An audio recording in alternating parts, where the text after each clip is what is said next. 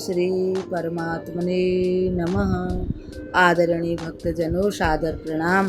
हम आज पुरुषोत्तम मास में आपको 10वें अध्याय की कथा सुनाएंगे। श्री गणेशाय नमः, श्री सरस्वते नमः, श्री सद्गुरुदेवाय नमः। भक्तजनों, 9वें अध्याय में श्री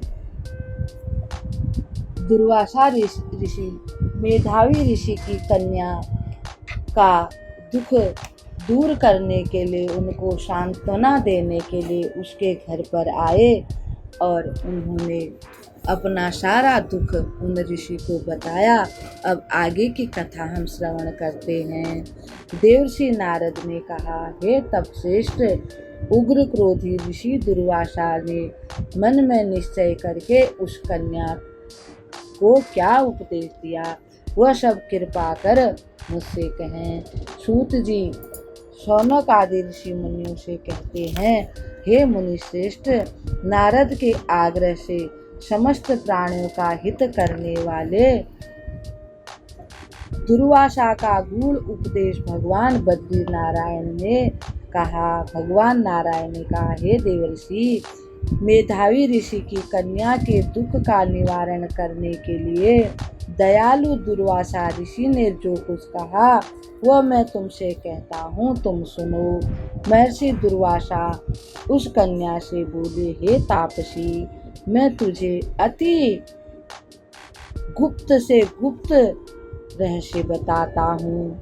यह आख्यान किसी को भी बताने योग्य नहीं है, फिर भी मैं तुम्हारी दीन दशा को देखकर तुम्हें उस गूढ़ विषय को संक्षेप में बता रहा हूँ। हे तापसी, इस माह के पश्चात जो तीसरा माह आएगा वह पुरुषोत्तम मास है। इस पवित्र महीने में स्नान करने वाला व्यक्ति भ्रूण हत्या से मुक्त हो जाता है। कार्तिक मास इत्यादि सहित सभी पुण्यदायी 12 मासों में इस पुरुषोत्तम मास के बराबर श्रेष्ठ अन्य कोई मास नहीं है। वर्ष में जितने भी माह, पक्ष और पर्व हैं, उन सब में कोई भी इस पुरुषोत्तम मास के 16वें हिस्से के बराबर भी नहीं है। जो भी वेद समेत धार्मिक स्थान हैं तथा परम पद प्राप्त कराने वाली युक्तियां और अनुष्ठान हैं, उन सब में कोई भी इस मास की 16वीं कला के बराबर भी नहीं है। 12 सहस्त्र वर्षों का गंगा स्नान करने पर जो पुण्य फल प्राप्त होता है वह फल सिंहस्थ गुरु में यानी राशि में एक बार गोदावरी स्नान करने से प्राप्त होता है।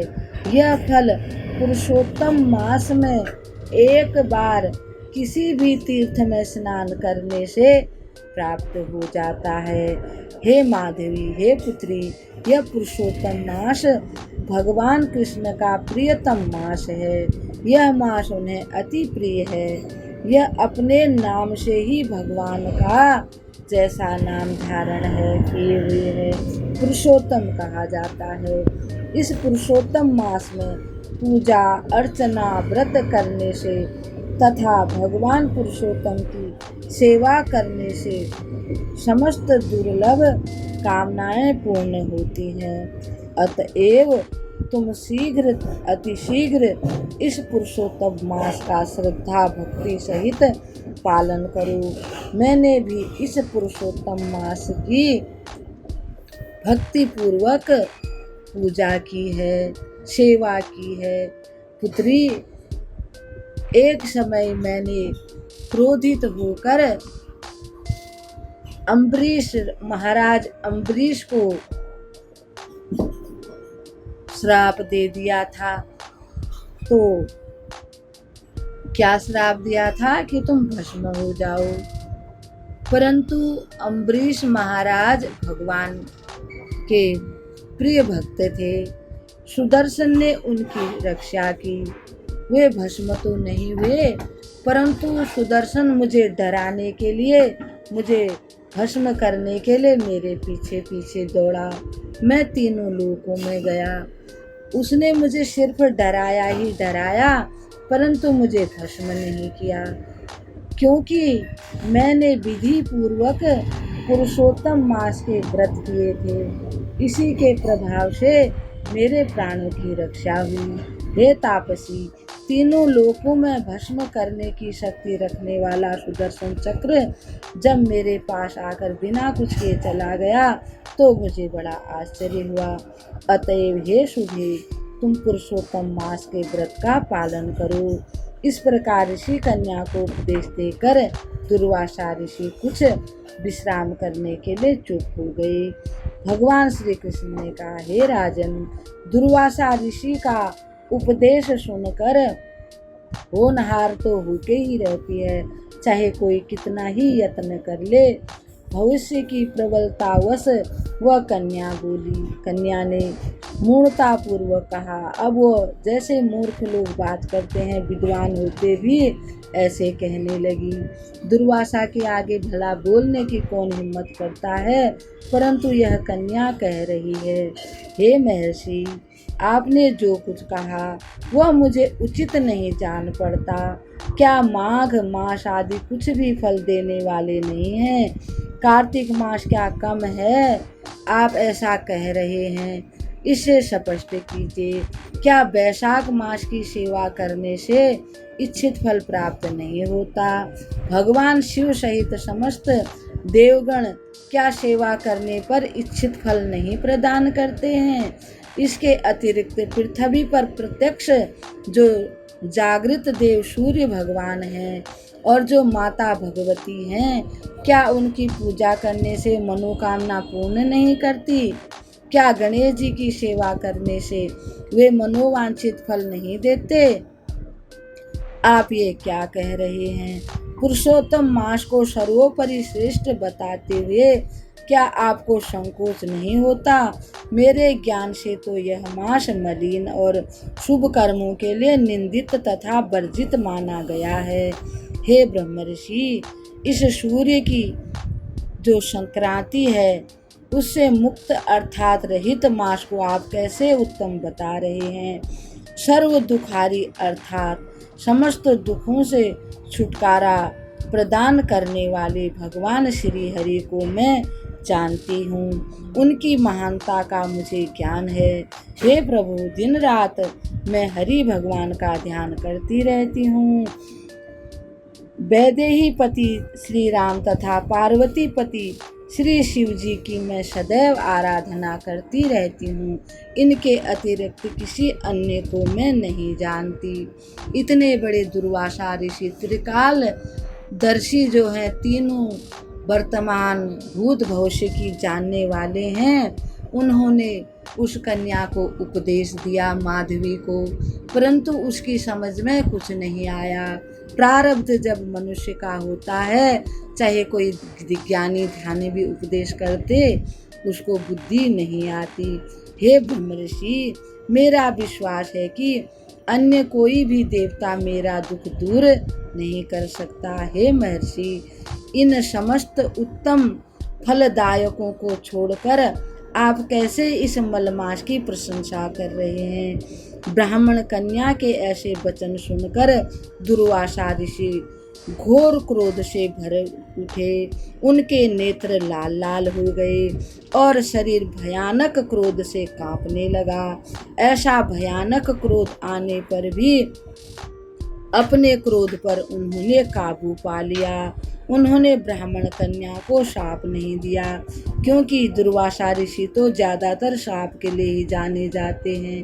वे विचार करने लगे, यह मंद बुद्धि है, इसकी बुद्धि परिपक्व नहीं है, इसे अपने हित अनिहित का ज्ञान नहीं है। जब विद्वानों को इस पुरुषोत्तम मास के महत्व का ज्ञान नहीं है, तब साधारण मनुष्य को तथा कुमारी कन्याओं को भला कैसे इस पुरुषोत्तम मास के महात्म्य का ज्ञान हो सकता है? यह दुखी माता पिता से हीन कुमारी कन्या है, भला यह कैसे मेरे शाप को सहन कर सकती है? यह अज्ञानता से ग्रसित है।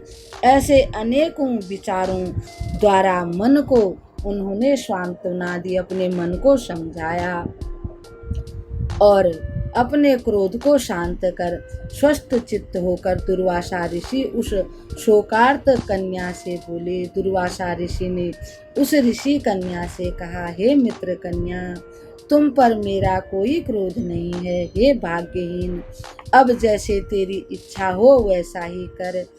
हे तापसी, मैं तुझे तेरा भविष्य बता रहा हूँ, ध्यान से सुन। तुमने इस पुरुषोत्तम मास की जो उपेक्षा और तिरस्कार किया है, इसका कोई कष्टदायक फल तुझे अवश्य प्राप्त होगा, चाहे वह इस जन्म में प्राप्त हो अथवा अगले जन्म में प्राप्त हो। मैं भगवान नारायण के आश्रम को जा रहा हूँ। हे तापसी, तुम मेरे मित्र की पुत्री हो, इसी कारण से मैंने तुम्हें शाप नहीं दिया।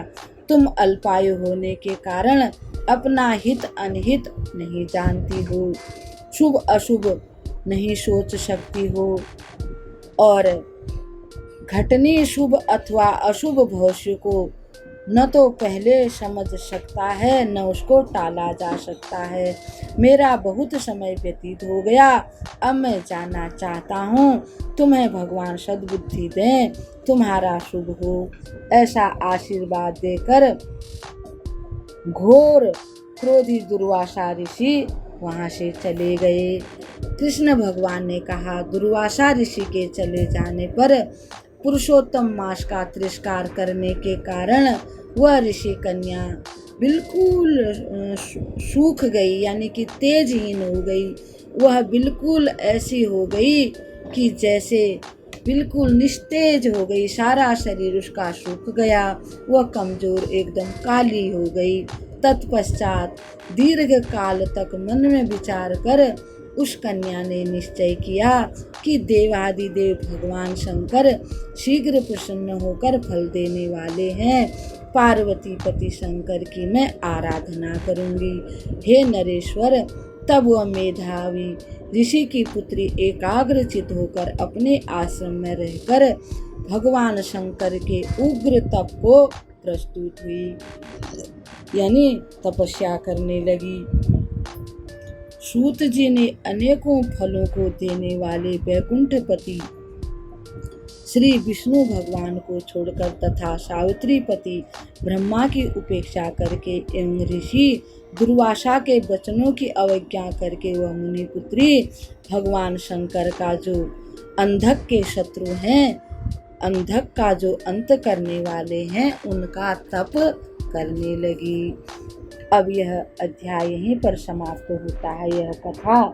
भक्तजनों, कल हम भगवान पुरुषोत्तम की 11वें कथा के साथ आपके सम्मुख उपस्थित होंगे।